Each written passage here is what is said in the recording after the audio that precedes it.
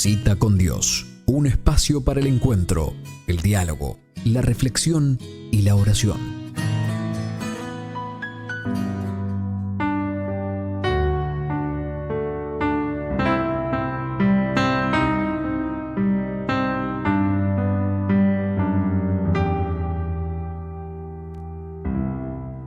En la cita con Dios, en el programa de hoy, queremos compartir contigo algo que tiene que ver con las verdades de nuestra fe, con un dogma de nuestra fe, con una de las verdades centrales también, que en la medida en que nosotros lo desconocemos, muchas cosas quedan como inexplicables o de alguna manera quedamos...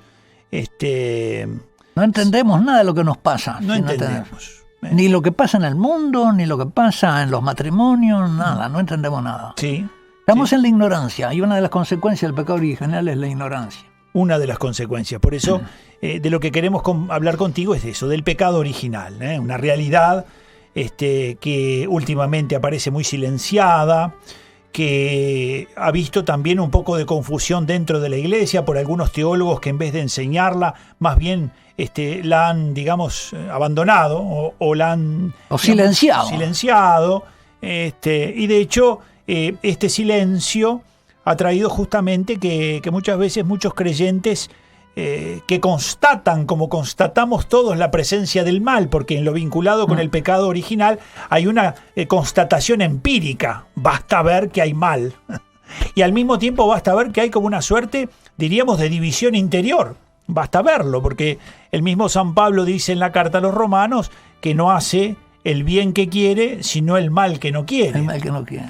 De manera que estas realidades nos van mostrando justamente la existencia de una realidad. Y si por otro lado uno dice que Dios es bueno y que ha creado todo, digamos, bueno, como en el libro, en el Génesis, en el comienzo, entonces uno se pregunta, bueno, ¿de dónde viene todo este mal? ¿De dónde viene el mal? ¿Y por qué la gente lo quiere si es tan bueno? Claro. Ciertamente. De manera que hablemos un poquito del pecado original y al mismo tiempo de esa relación que San Pablo ha desarrollado entre Jesús, entre el primer hombre, entre Adán, el primero, y Jesús, ¿verdad? Esos vínculos que San Pablo ha mostrado que hay entre ese primer hombre y ese primer pecado y las consecuencias que tuvo sobre los descendientes de ese hombre, ese pecado suyo, ¿verdad? El pecado de Adán. Que es muy importante esto, que podamos compartirlo, ¿verdad? De tal manera que evidentemente cuando hablamos de todas estas cosas parece que inmediatamente nos vamos como remitiendo hacia el Génesis, ¿no? Sí. Yo ya estoy poniendo acá la paginita que traje del Génesis, del libro del Génesis. ¿No es cierto? Esa maravillosa revelación primera, ¿no? Cuesta en términos que puede entender todo el mundo. Sí. Es como un pequeño relato. Ahí aparece Dios creando primero al varón, ¿no? Lo amasa del barro de la tierra, le sopla en la nariz y lo pone en un jardín a cuidar y a cultivarlo y a cuidar el jardín. Y le dice, de todos los árboles que hay acá puedes comer, pero solo de el árbol de la vida y de la ciencia del bien y del mal, de no comerás, porque si comes morirás. Ahí le da una ley, ¿no? Y uno dice, bueno, ¿por qué lo puso a vigilar el jardín si el jardín era cerrado? Porque es un jardín con un cerco, no hay animales todavía. ¿De quién lo tiene que cuidar? Lo tiene que cuidar de él, del mal uso de su libertad. ¿No es cierto? De no usar mal eso que le dice, este árbol no comerás. Porque ese es el árbol de la vida y de la ciencia divina. Es decir, Dios es amor y es sabiduría y amor. Que su vida es amor, amor sabio y sabiduría amorosa. Y ese árbol que hay en el centro representa a Dios. Y entonces uno, de Dios no se puede apoderar. Él tiene que respetar ahí al Dios que le ha dado todo y que está en una relación con Él, que es una relación amistosa, de alianza amorosa, diríamos, ¿no? Pero que también reclama que se conozca la diferencia, que uno es el creador y el otro es la criatura. Entonces de ese árbol no comerás, porque de los otros, no solo de pan vive el hombre, de los otros podés comer, pero de este no es para comer, este es para cuando se te dé. Tiene que recibirlo. Tenés que recibirlo. Tú te podés servir de todos, pero de este no, porque este te lo tengo que dar yo, porque tú no te podés apoderar de mí, ni de mi sabiduría, ni de mi amor. Nadie puede invadir a otro y no queremos que nadie nos invada a nosotros. Si alguien nos quiere forzar, ¿no es cierto?, a saber lo que... ¿Qué te pasa que estás tan callado? ¿No? Le dice a alguien, ¿no? Y quiere saber lo que le pasa. Bueno, espera que te lo confíe, ¿no? Y es así. A veces los seres humanos, y yo creo que es una consecuencia del pecado, invadimos al otro. O queremos conquistar su amor. Dice el Cantar de los Cantares que el que quiere comprar el amor con todas las riquezas de su casa se hace despreciable. Y eso le pasa a tantas chicas, ¿no?, que quieren conquistar el amor del novio, o que quieren conquistar un novio dándoles amor y entregándose, se hacen despreciables. Y lo intentan una y otra vez y más despreciables se hacen. Qué verdad que ese el Cantar de los Cantares. No se puede comprar el amor. Lo tenés que recibir, es un don. Y ese árbol también estaba ahí para que cuando llegara el momento se nos diera. Y por lo tanto no se podía apoderarse uno de él. No nos podemos apoderar de Dios. De Dios tenemos que recibirlo todo. Y iba a llegar el momento. ¿Y el momento cuál es? Es ahora el de la Eucaristía. Nosotros recibimos el fruto. La Iglesia canta el Viernes Santo y la Semana Santa. Dulce fruto, dulces clavos, ¿no? Dulce peso, dulce fruto sostienen el árbol, ¿no? El árbol de la vida. Porque Él es la sabiduría del Padre, y se nos entrega por amor. Ahí está la sabiduría del amor de nuevo en Cristo. Y el Señor ahora nos invita, tomad y comed. Llegó la hora en que se nos da. Y qué curioso que en aquel momento cuando estaba prohibido, nuestra madre desobedece y quiere apoderarse de Él. Y ahora que está mandado, hagan esto en memoria mía, reciban, el que come mi carne tiene vida en Él. Y ahora no lo quiere comer ni regalado a la gente. Lo menosprecia. Ahora que el fruto, el árbol de la vida está, digamos, abierto al público, ¿no? Vengan y coman, invitados. Ahora no lo quiere la gente. ¿Por qué? A consecuencia del pecado original. El amor no es amado. Si te conocieran, si supieras el don de Dios, le dice Jesús a la samaritana, tú le pedirías y Él te daría. Ahora está regalada la sabiduría de Dios, el conocimiento. Cristo es la sabiduría del Padre hecha hombre. Sin mí nada podéis hacer, nada podéis conocer y no podéis amar. En cambio, a los que creen en su nombre les dio el poder de llegar a ser hechos hijos de Dios, es decir, a recibir por generación divina y misteriosa lo que el Padre es, que es sabiduría y es amor. Por una transfusión de vida, que es el Espíritu Santo, participamos en la medida en que puede participar nuestra medida capacidad, ¿no es cierto? Pero que nos llena, porque es lo mismo que esté lleno un vasito chiquito de licor o que esté lleno una damajuana de 10 litros, está lleno. Nosotros podemos tener la plenitud de lo que podemos recibir de Dios como hijos. Bueno, eso es lo que se prometía. Y esa ley, el depositario de esa ley divina era el varón. Y cuando llega, conocemos el libro del Génesis, como dice, no conviene que que el varón esté solo, vamos a darle un auxilio a él semejante a él, y crea a la mujer, y él, al verla, se pone a sí mismo el nombre de Ish y a ella el nombre de Isha. Será varona porque del varón fue tomado. Bueno, pero ya inmediatamente aparece el tema de la serpiente que empieza a tentarlos. Y se dirige a la mujer, no al varón, ¿no? Le dice, leo un poquito, la serpiente empieza en el segundo acto, que se levanta el telón, ahí está la serpiente. ¿Qué hace esa serpiente ahí? Porque Es como si el autor de esta obra de teatro divina hubiera dicho, bueno, ¿cómo lo representamos al diablo? ¿Cómo le damos un cuerpo en la escena? ¿Qué ponemos? ¿Un loro? Porque habla. Podría. O ponemos un mono porque se parece, o un mono que habla. ¿Cómo hacemos? Pone la serpiente. Y la serpiente, yo creo que, como no tiene patitas, no hace ruido cuando llega. Tiene que ser algo que en el orden físico refleje lo que es en el orden espiritual. El demonio entra sin que te des cuenta y sin dejar huellas. Y es además el más astuto. Tiene una inteligencia, pero esa inteligencia está empleada para el mal, no para el bien. Ese arum, esa astucia es como lo contrario a la sabiduría divina, que es un conocimiento pero que está puesto para el bien. Este es un conocimiento puesto para el mal.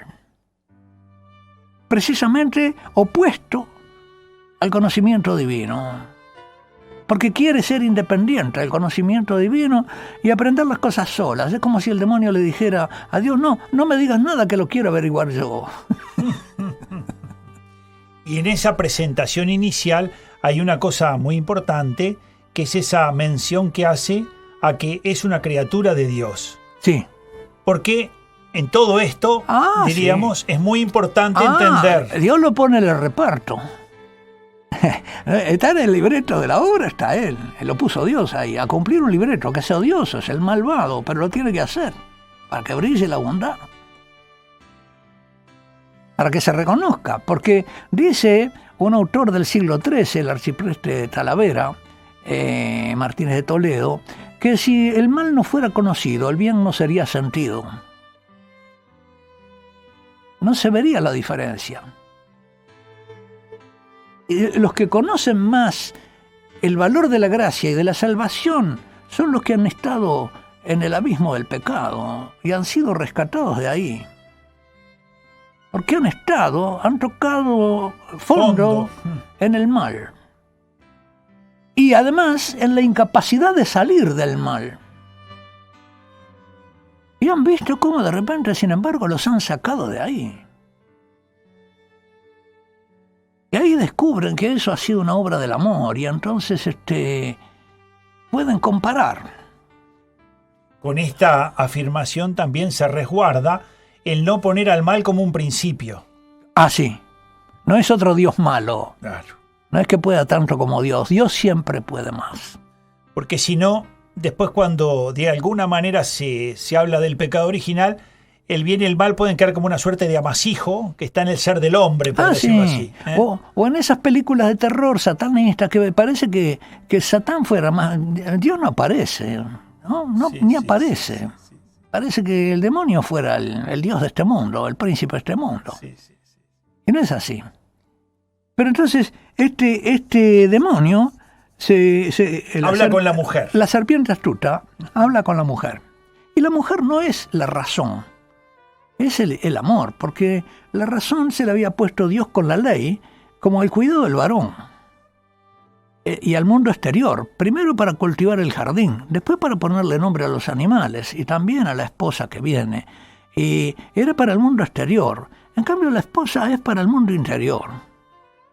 Por eso después cuando vengan las penas, el varón se va a tener que... herir con las espinas y el trabajo y la fatiga, porque él estaba destinado a lo exterior, y ahora ese exterior va a ser sufrimiento físico para él. Y la mujer, en cambio, va a tener las penas en su corazón y en su alma, porque es cierto que va a tener el conflicto entre el hijo que ella quiere tener y el dolor que le produce el hijo y el trabajo. Y también entre el esposo que quiere tener, pero también que el mal que le puede venir del esposo, si la domina, si se le muere, si la traiciona. Entonces va a estar dividida. Ella, que es para gobernar el mundo del amor, va a tener un conflicto en sus amores. Y es un conflicto... Le va a amenazar sus amores. Exactamente. Y por eso necesita la ayuda. Y tenían que ser los dos uno solo, porque es la razón sana del varón la que tiene que iluminar el amor y mostrarle el bien, para que entonces el amor de ella se dirija al bien. Pero la serpiente lo que hace es precisamente confundirla y mostrarle el bien. Y es verdad que ese fruto, es decir, que la engaña con el bien, porque ese fruto era bueno y nos iba a ser iguales a Dios. Pero no podíamos tomarlo. Pero no podíamos tomarlo. Y lo que le sugiere y le engaña es en que si no lo agarra, no se lo van a dar. Esa es la mentira. Lo que no le dice es lo que la engaña. La deja engañarse a sí misma. Pero además la toma, digamos, como separada de la razón. Que uno se puede preguntar, bueno, ¿y ahí no hay una culpa del varón que está ausente? ¿Qué estaba haciendo? No la cuidó. Que no cuida a su mujer. Que se distrajo. ¿Dónde estaba? Trabajando en el campo. No sé, cuidando el jardín. Hay una abdicación de Adán en no cuidar el alma de su mujer, en no estar ahí con la razón, porque él era el depositario de la ley. Él le había dicho a Eva le dice a la serpiente, así que no pueden comer de ningún fruto. Y Eva no, que Adán le ha dicho, no, podemos comer de todo, solo del que está en el medio. No podemos comer porque moriremos. Él le dice, no, de ninguna manera morirán. Dios sabe muy bien que cuando coman serán como Él. Todo hasta ahí, todo verdad. Pero viene el engaño de quererla hacer desobedecer, y ella no tiene la ley presente. Y no le hace caso al depositario de la ley, porque muchas veces Dios deposita su ley, como en este caso, en una criatura. Y el relato bíblico nos dice que esa criatura es el varón. ¿Y qué ha de ser el varón? Y que por dónde pierde la cabeza el varón después del pecado original, por la mujer, es decir, por la lujuria y por la ira. Es decir, son las dos cosas que eclipsan la razón del varón. Y por las pasiones, la ira, la tristeza también. Por eso se le decía a los varoncitos que no tenía que llorar. No tenía que llorar, tampoco tenía que comer como un animalito, tampoco tenía que enojarse, tenía que dominar sus pasiones, que no podía condescender con sus sentimientos, porque si el varón se derrumba en un momento de desgracia, mueren todos, y él tiene que mantenerse frío.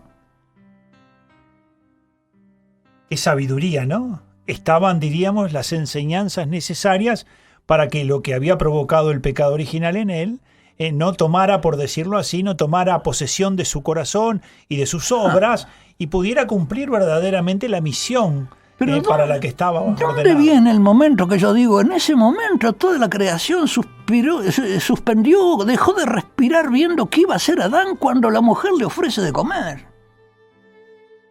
Porque ella va y le ofrece el fruto. Es como si estuviera consultando si está bien o está mal.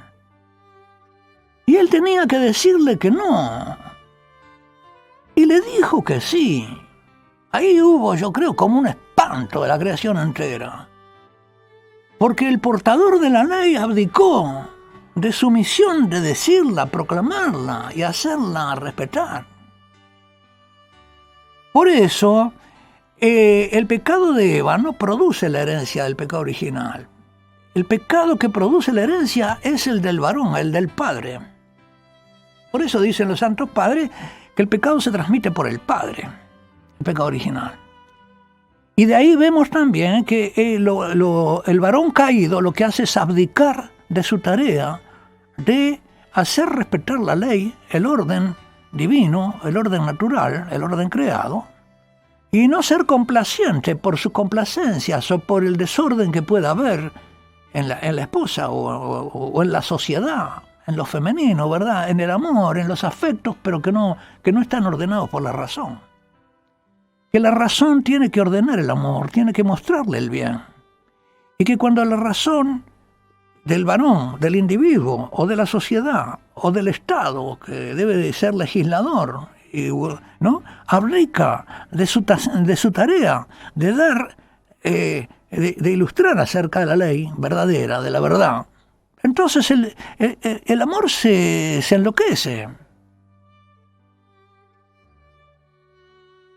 Y viene, digamos, la confusión del bien y del mal. Satanás le promete que va a conocer el bien y el mal, pero el día que le den la sabiduría divina, y en el momento en que se la dan, ¿no?, y el depositario, que era Adán, abdica, entonces entra en eso un desorden en toda la descendencia, ese que tenemos hasta ahora, y que viene en nuestra naturaleza, ya por el nacimiento, simplemente porque nuestro primer padre abdicó, y eso es hereditario, se inscribió en el ADN. En el ADN. De la especie. Si no hubieran pecado los primeros padres, es cierto que hubiera libertad en los hijos, y los hijos podían haber pecado, uno podía haber pecado y otro no, podía haber sido, pero esos pecados ya no eran hereditarios, quedaban en el que había pecado. Pero como es la cabeza de toda la humanidad, entonces es por eso. Y al varón hay que decirle que no puede abdicar, que no puede ceder a sus afectos y a su bueno, pero no sé cuánto. Que él tiene que ser el portador de la razón, de lo que está bien y lo que está mal, y que primero lo tiene que aplicar él, y después ayudarlos a los demás a aplicarlo, porque él tiene esa misión. Dios lo eligió al varón para ser portador del mandamiento y vigilante del orden natural del jardín, pero también de la sociedad, del amor, de la orientación de la que... Porque ¿qué hace la mujer creada para el amor si la sabiduría no le dice dónde está el bien? Y si todavía existe la serpiente que le está diciendo que el bien es malo y el mal es bueno. Porque lo que hace la serpiente es decirle: Dios es un egoísta, no quiere que ustedes sean felices. Se lo calumnia y le dice que Dios es malo. Entonces la marea.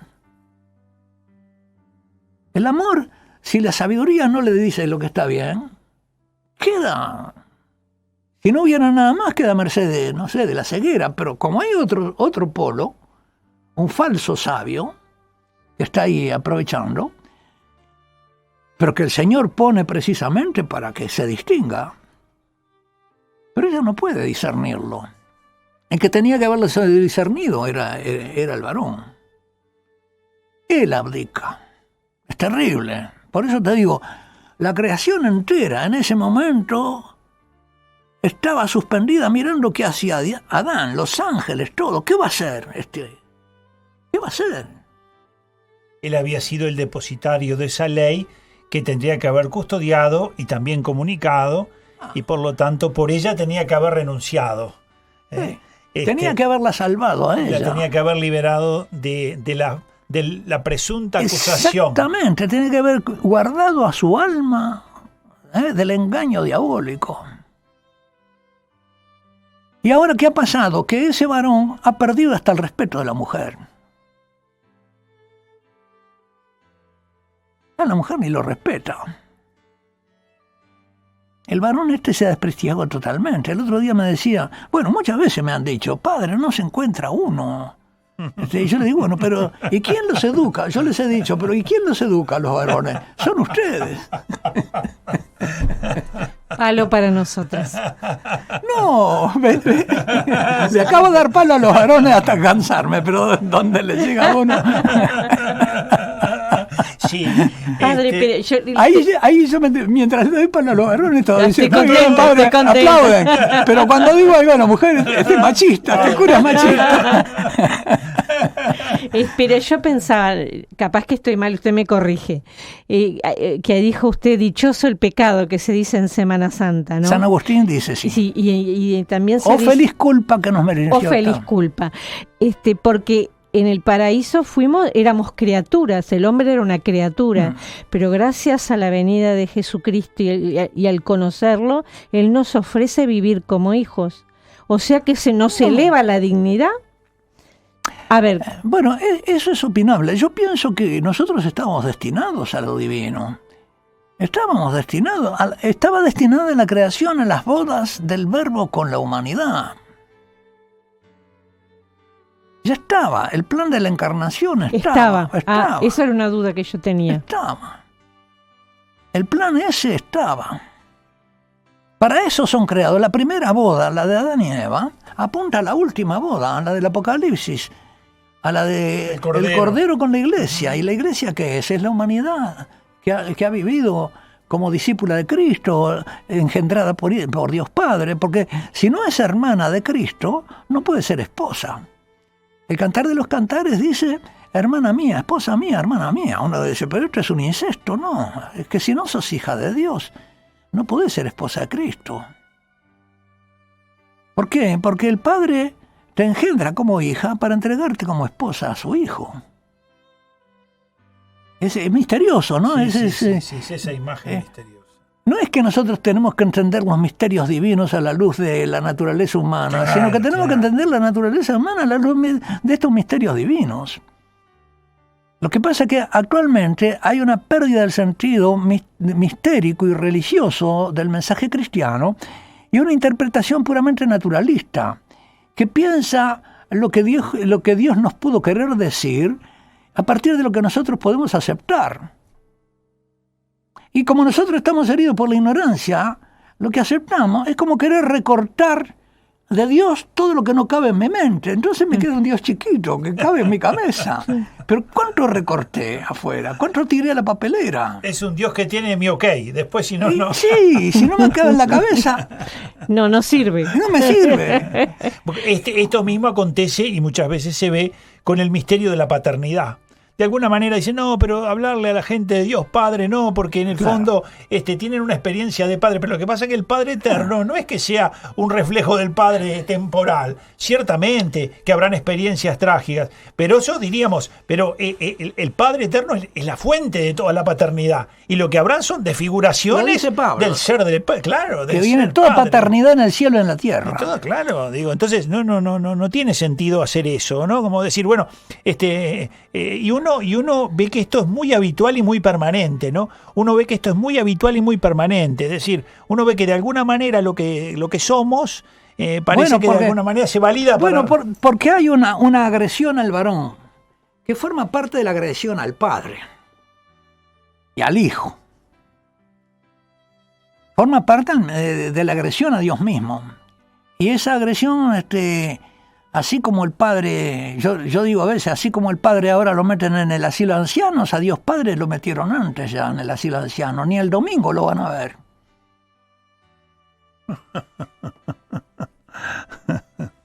Porque va junto a la crisis. En Freud se ve muy claro que Freud es enemigo del padre y por lo tanto pone en Cristo como el odio al padre. Es el que destruye al padre. Sí. Bueno, acá le mandan unos mensajecitos. Hola, mando besos. Estoy leyendo ¿Qué le pasó a nuestro amor? Ah, qué alegría. Me lo prestó Santiago y María Isabel. Ah, Melo. Gracias por acompañarnos y catequizarnos, Karina y los 6. Bueno, hagan propaganda de ese libro. De ese libro tendría que tenerlo uno cada familia en Melo. Y en el Y Uruguay. claro, y cada pareja de novios Eso es y en cierto. Uruguay. Pero a sí. mí me pasó personalmente, a mí cómo uno puede entender mucho mejor a su esposo si ve que no puede ser de otra manera porque está herido, Está herido. de una manera que no es la misma con la que está herida la mujer. Entonces, en vez de enojarte, ¿De qué te reís? le tenés lástima. Entonces le tenés misericordia. Claro, Pobre, claro, está claro. herido, está herido. Pobrecito, como Y entonces, claro. es un pobrecito que a veces se No, revela. no digas eso. Tenemos más saludos junto a ustedes, muy lindo el programa. Acá nublado, frío, bendiciones Elisa de Melo y pide oración. Hola a todos, hermoso programa. Bendiciones para todos, Shirley. Porque, ¿por qué esto, verdad? Porque entonces hay una herida que tiene que ver con nuestros primeros padres, ¿no? Una herida que diríamos, no solo el Señor viene a sanarla, sino que la sana, evidentemente, realiza la obra. Pero esa herida tiene, diríamos, consecuencias que después nosotros a veces no comprendemos y que al no comprenderlas tampoco buscamos los remedios adecuados. Al no, como dice él, como decía recién Cristina y conversaba con el padre Horacio, digamos, como el padre decía, no, bueno, si al varón lo hiere y lo afecta en su lado más animal, en la lujuria, en la ira, en la gula, ¿no? De manera que, diríamos, por decirlo así, no hay que correr al lobo para el lado de donde tiene su herida. Claro. Porque si uno, y si ustedes ven hoy, diríamos, los medios de comunicación están orientados a promover lo que es la herida Claro. del varón. ¿Qué le fomentan al varón? La lujuria, Claro. la violencia. Claro. Claro. Entonces no hay una intención de sanar al varón. Evidentemente que no puede nadie, solo Jesucristo puede liberarlo y solo Él puede sanarlo. Pero tampoco favorece la cultura, porque de algún modo no se organiza, sino que es conociendo tu mal, veo cómo te exploto en él. Pero además tú decías que Jesús vino a salvarnos y nos salvó, pero nos salvó a través de los sacramentos. Es decir, que si no nos confesamos, si no recibimos la Eucaristía y no oramos, si no tomamos los medios de gracia, no hay sanación. Digo, Cristo salva al que se quiere salvar, al que responde, al que responde y al que le obedece. Sí. San Agustín dice, el que te creó sin ti no te salvará sin ti. Y mismo el sacramento del matrimonio, porque como dice Jorge, solo Jesús nos puede sanar, pero la esposa para el hombre, para el esposo, puede ser instrumento de Jesús. Puede ser, porque a veces no se acepta. O te construye o te destruye, porque a veces yo he conocido esposas que han destruido al marido. Yo conozco a alguno que se ha suicidado, pero fue la mujer la que lo destruyó sistemáticamente. Por eso el varón es para la mujer y la mujer para el varón, como usted dice. Y ambos son ministros de Cristo para el otro. Es decir, que hizo de la unión, que parece natural, no es natural, hizo una unión sagrada, sacramental. De modo que cada uno es ministro del amor de Cristo para el otro. Un amor personal. Y por lo tanto tiene que ser médico, maestro, médico, pastor y sacerdote. Interesante eso, padre. A ver, desarróllenos un poquito eso. Claro, porque Cristo es maestro, porque nos enseña a conocer al Padre, es médico, porque nos cura de nuestras rebeldías y nuestra soberbia, etcétera, ¿no? Es pastor, porque nos alimenta con la Eucaristía, nos defiende en el camino hacia el Padre de los lobos, ¿no? Y nos da aguas, lo que dice el Salmo 21. Sí. El pastor guía, alimenta y defiende. Y es sacerdote porque nos une al Padre y nos santifica, porque nos acerca, nos hace hijos. ¿Y qué más cercanía podemos tener que la de hijo y padre? Para decirle papá a Dios. Bueno, eso Cristo quiere hacerlo con Cristina por el ministerio de Jorge. No me lo diga porque me agrando, padre. No te agrandes, no, al contrario, achicate ante ese ministerio, decir, ¿cómo lo estoy cumpliendo? Que humillar más, claro que sí. Ahí está su debilidad. Pero lo quiere hacer con Cristina a través de Jorge. Es decir, que te elige como ministro. Qué distinto esta visión del matrimonio, que ojalá se diera en todas las clases de preparación al matrimonio, y que ojalá tuvieran los jóvenes antes de siquiera pensar en elegir novia o en ennoviarse, ¿no, verdad? Porque ¿para qué se ennovian? Él para tener, quiere una casa para tener una mujer, y ella quiere un esposo para tener una casa. Es lo que dice el Eclesiastés. Mejor dos que uno, porque si uno cae, el otro lo levanta, si uno se enfría, el otro lo calienta, si a uno lo atacan, el otro lo defiende, pero la cuerda triple no se rompe. Si es nada más que, bueno, me conviene, me gusta, qué linda, pasarla bien. Piba me gusta, pero no pienso si ella, aunque no sea tan agradable a mí, como le pasó a Tomás Moro, es la que yo pienso para madre de mis hijos. La veo una buena madre, ¿no? Elijo madre para mis hijos. Eso quiere decir que soy un varón que piensa en ser padre. Y entonces ese varón ya ha sido de alguna manera rescatado y tiene con ese ideal, tiene una fuerza especial contra el desorden de su lujuria. Puede vencer su lujuria en la edad juvenil, pensando también en la pureza que le va a ofrecer a la mujer que aún no conoce, para la que se guarda. ¿No es cierto? Es una visión totalmente distinta y está tan lejos de lo que, bueno, no digamos de lo que Hollywood y las telenovelas le dicen a la gente, ¿no? Sí. Entonces a veces, yo a veces le pregunto al Señor, bueno, Señor, ¿cómo es posible que tú le das tantos medios para llegar a tanta gente, a los que mandan el mal mensaje, y a mí me tenés arrinconado? Por eso yo le digo a los de Melo, llenen un libro en cada casa en Melo, una campaña hay que hacer, ¿no? Y en cada ciudad del interior. Y si no el libro, por lo menos es mucho más fácil los CDs. Yo tengo ¿no? Sí, Audios sí. Y que además, se escuchan, además que los chicos lo ponen en el celular. Yo Padre, tengo una página web. Lo están escuchando. ¿Eh? Ya lo están escuchando. Eso es valiosísimo. Sí. Eso es valiosísimo. Sí. Mire, dicen acá. Excelente programa, muy movido, están los tres.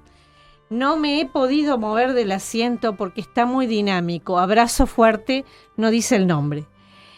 Pola, que está muy emocionadísima porque en todos sus años de cristiana nunca se había planteado esto que usted dice. Algo que ha escuchado desde siempre y a veces no se lo plantea. Sí. Bueno, Pola, aprovecho para saludarte ahí que estás presente, ¿no? Sí. Yo no paso lista, pero Pero habló con cuando Ramírez. alguien dice presente, Oh, lo registro. Tiene sus puntos. 17 horas 11 minutos. Estás escuchando Camino a Roma aquí por Radio María en Uruguay. Apasionante el tema, ¿no? El pecado original. El Papa Benedicto, en el año 2008, creo que fue, estuvo en un periodo de tiempo muy breve, muy interesado en reafirmar esta enseñanza de la Iglesia y la hacía permanentemente. En las audiencias, una y otra vez hablaba de esta realidad, porque justamente veía un cierto oscurecimiento de esta enseñanza y sobre todo decía que la mentalidad contemporánea, en lugar de ayudar al hombre a encontrar el camino para la comprensión de esto y al mismo tiempo para ver la salida, no le daba esa posibilidad, sino que, digamos, lo metía en una realidad que lo destruía en lugar de... Lo engañaba. Sí. Sí. Por eso, la importancia que tiene esto, ¿verdad? O sea, el pecado original existe, la Iglesia enseña esta verdad que tiene que ver con el pecado original. Tú puedes verla en el Catecismo de la Iglesia Católica, allí se ve claramente, pero al mismo tiempo también tú puedes percibir esto que el mismo San Pablo nos habla, de esta especie de cómo es que yo quiero hacer el bien y no lo hago, cómo hay una suerte de división interior, y al mismo tiempo cómo la gracia de Cristo viene en auxilio. Por eso el Padre dice, bueno, si uno no va a los sacramentos, si estas realidades no están presentes en mi vida, entonces ¿cómo podré yo, con mis solas fuerzas, enfrentar estas realidades? Es decir, Cristo viene con su gracia a auxiliarnos para que nosotros respondamos a esa gracia suya, y entonces comenzar así, diríamos, nuestra batalla, la batalla contra esas realidades que se hacen presentes en nuestra existencia. Y en el caso del varón y la mujer, qué importante es algo que usted ha dicho mucho y que uno, ¿no? Es justamente que esto ayuda a comprender más al otro, a entender su psicología, también a comprender, diríamos, que hay veces que uno lo corre para donde no debe correrlo, Sí. o lo juzga como no debe juzgarlo, porque, digamos, no lo ayuda. O no distingue entre la tentación, el tentador que tiene el otro y el otro. Y entonces en vez de, ¿no es cierto?, no se da cuenta que hay una mano adentro que lo mueve como un guante. Y hay que tratar con bondad. Y uno se enoja con él en vez de enojarse con el demonio de él. Y defenderlo de ese demonio. Y yo pienso, tantas parejas que no se han casado por iglesia de repente, y buscar el sacramento para que les dé la fuerza para también llevar una vida santa, ¿verdad? Bueno. Porque hay tanta convivencia que ahora está en desuso el matrimonio, ¿no? Celebrar el matrimonio. Es la oportunidad de ver que a través del matrimonio, del sacramento, van a recibir Bueno, pero para asumir un ministerio, uno tiene que darse cuenta a quién está sirviendo y qué es lo que tiene que hacer por orden de ese ministro. Es decir, yo tengo que ser maestro como Cristo, tengo que ser, no de cualquier manera, no le tengo que yo dar mi librito y yo ahora voy a ser tu maestra, ahora voy a ser tu maestro, y entonces tengo que estar sometida, tengo que estar sometido, ¿no? Voy a ser tu médico, yo no estoy enfermo. Claro, tiene que haber Tiene que haber de parte de los dos previo. Una madurez espiritual. Por eso el sacramento supone una especie de cumbre de vida espiritual. Todos los demás sacramentos son para el del matrimonio. Qué impresionante. Todo lo demás. Hasta el orden sagrado es para el matrimonio, de alguna manera, para que ellos puedan participar en el culto. Porque yo no fui ordenado para decir la misa solas, sino para decírsela a los fieles, que son los matrimonios y las familias. Es decir, yo estoy ordenado al bien de los fieles. soy el Cristo en la tierra que les da el alimento y el perdón. Pero aquí vemos que lo primero que hace la serpiente es tratar de cambiar a la mujer que Dios había dicho, quiero darle un auxilio semejante al frente a él, en cambiarla en la causa del mal.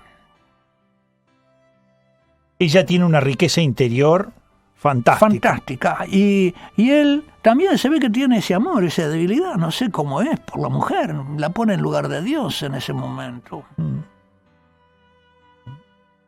Y abdica, desobedece a Dios, esa es la desobediencia. Y entonces también ella se va a convertir en algo que no es un auxilio. Auxilio vas a pedir. Yo digo eso, ¿no? Auxilio te quiso dar Dios, auxilio vas a pedir, dice la serpiente.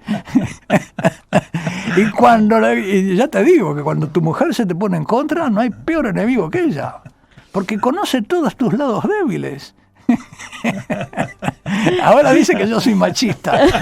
No, pero esa es la verdad. Yo la reconozco, padre. La sé mujer, mejor que usted, todavía. La mujer cuando es buena, pero cuando es mala, Dios me libre. Sí.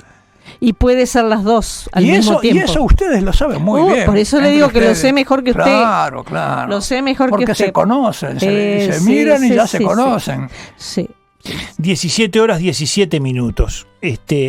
Médico, maestro, pastor y sacerdote. El uno para el otro, conociendo cuáles son sus debilidades, entonces ayudar justamente a ver cómo, ¿verdad? Digamos, en el camino ese de la liberación de Cristo lo ayudamos, digamos, somos no alguien que no favorece, sino ayudar. Y de la misma manera, la mujer para el varón para la mujer para el varón, están, digamos, puesto uno frente al otro, y imagínense qué sabiduría que tiene esta enseñanza a la luz justamente del valor que tiene la familia en la conformación de una sociedad, y diríamos en el lugar en donde, diríamos, crecen aquellos ciudadanos del cielo, pero que ya comienzan a vivir en esta tierra con ese corazón que palpita para la eternidad. Entonces, qué importante es justamente cuando el papá lo ayuda a dominarse, y cuando, como decía usted la vez pasada, ¿verdad? Le dice al varoncito, no comas como un animal, porque él es glotón. Claro. Me decía una señora, en mi casa, hasta que nosotros las niñas no empezamos a comer, los varones no podían empezar a comer. Hasta que nos sentábamos en la mesa, ellos no se podían sentar. Así que las niñas tenían una precedencia para los niños, para los varoncitos varones. Vemos que ya se entrenaban en que primero la dama, primero ella, en la mesa, y después era el lecho también, porque eso se transfiere. Él por amor tiene que aprender a renunciar. Tiene que renunciarse a sí mismo y matar el animal en sí mismo. El animal, el instinto. ¿Por qué el varón es el sacerdote que mata a los animales en todas partes? Incluso en campaña. Yo me acuerdo que en la chacra la mujer mataba un pollo solamente cuando no había ningún varón para matarlo, porque por necesidad. Pero si no, fulano mata el pollo. Matar es propio del varón, no de la mujer. ¿Pero por qué? Porque el varón tiene que matar el animal en él, primero. Y si no mata a su animal, no puede ser un ser racional. Lo va a dirigir el animal. Y hay cada bestia. Un zoológico hay, padre, un zoológico. 17 horas 20 minutos. Camilo se ríe del otro lado. 17 horas 20 minutos, estás escuchando Camino a Roma. Saludamos a Sandra, que nos manda un abrazo a los tres. Imperdible este programa, ¿no? Que cuánta luz arroja. Ay, qué bueno. A la escritura. Sí, y eso dicen, es un cuentito para los nenes que se lo cuente la catequista. Mire si me va a decir algo a mí. Dios se hace el sonso para que el soberbio pase de largo. Claro que sí, padre. Estos relatos de los primeros capítulos del libro del Génesis son, ¿verdad? La verdad de Dios sobre esta historia en la que el hombre muchas veces se pregunta, ¿existe el mal? ¿Pero de dónde vino este mal? ¿Quién lo causó? ¿Pero cómo es? ¿Y cuántas veces estas preguntas son respondidas de manera inadecuada? O por la corriente psicológica, o por las corrientes filosóficas, o por las ideologías. Y cuando responden mal después esto acarrea consecuencias para los demás. Le están poniendo en las escuelas con programas y cosas por el estilo, errores tremendos respecto al hombre. El Estado se está haciendo maestro en lo que no le corresponde. Está, tiranizando la inteligencia de los ciudadanos, haciéndose el compasivo, pero es una falsa compasión. Pero yo quería decir una palabra sobre Juan Pablo II. Juan Pablo II, apenas elegido casi, comenzó una serie de catequesis sobre el Génesis, varón y mujer, que están publicadas. Y después, durante su pontificado, hizo 5 ciclos de catequesis sobre el varón y la mujer y el matrimonio, y la purificación del corazón, etcétera. Fantásticas, grandes enseñanzas. Y su carta encíclica todavía, diríamos, por decirlo así, no ha sido puesta en práctica en su totalidad, la Familiares Consortio. Familiares Consortio. ¿No? Pero la carta a las mujeres. La Mulieris Dignitate, la dignidad de la mujer. Sí. El esplendor de la verdad. El esplendor de la verdad. No, fue un maestro en esto, que si no se lo escucha, no es solo para que una reliquia me cure una enfermedad, Juan Pablo II. Eso está muy bien, que lo pide y que tenga fe en eso, pero que lo tengo en cuenta para que me cure también de esas otras enfermedades de mi ignorancia, que la gente muchas veces piensa que ya sabe vivir, y no sabe. Los jóvenes piensan que ya saben amar, salen amando, como novillos trotando de un... ¿No es cierto? Pensando y dan un brinco y se quiebran. El silencio es elocuente. 17:22, camino a Roma. Nos encontramos en la cita con Dios. Recordad que vamos a ir, ¿verdad? Poniendo los nombres de los enfermos. Estas cosas que hemos compartido contigo están en libros que el Padre ha escrito, muchos libros. Tenés la suerte, si a veces no estás cerca, si tenés acceso a una computadora, que el Padre ha puesto sus libros en internet, es decir, para que toda la gente que quiera lo pueda leer, de tal manera que tú podés leer todos este ciclo que tiene sobre el amor humano, ¿verdad? Padre, usted si quiere, ¿qué le pasó a nuestro amor? Es una joya, ese que mencionaban allí, yo me lo leí en un verano, de esos que prácticamente el sol ni me quemaba. Porque hay que empezar, yo diría, empezar por la casa sobre roca. La casa sobre roca. Y después, ¿qué le pasó a nuestro amor? Donde ahí están estos principios más o menos explicados, ¿no? Uh-huh. En la medida que porque esto no se termina nunca. Yo siempre lo he explicado tantas veces. Me gustaría llevarme una grabación de acá. Puede. Pero, porque esto lo explica uno cada vez de maneras distintas. Tal cual. Y después tengo otros 2 que son la aplicación, porque la gente me escribía, yo les contestaba. Y ahí se hizo una especie de consultorio virtual. Yo seleccioné algunos ejemplos y puse uno para novios y otro para matrimonios. El buen amor en el noviazgo, el buen amor en el matrimonio, donde se ve cómo estos principios de la Escritura iluminan casos particulares y problemas particulares.